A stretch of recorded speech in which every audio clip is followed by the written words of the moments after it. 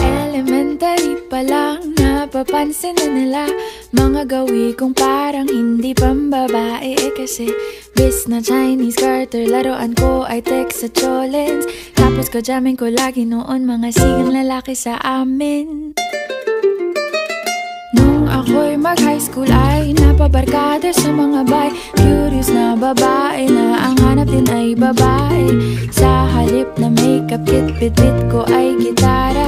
Tapos pormahan ko lagi ay long sleeves na t-shirt at faded na lonta.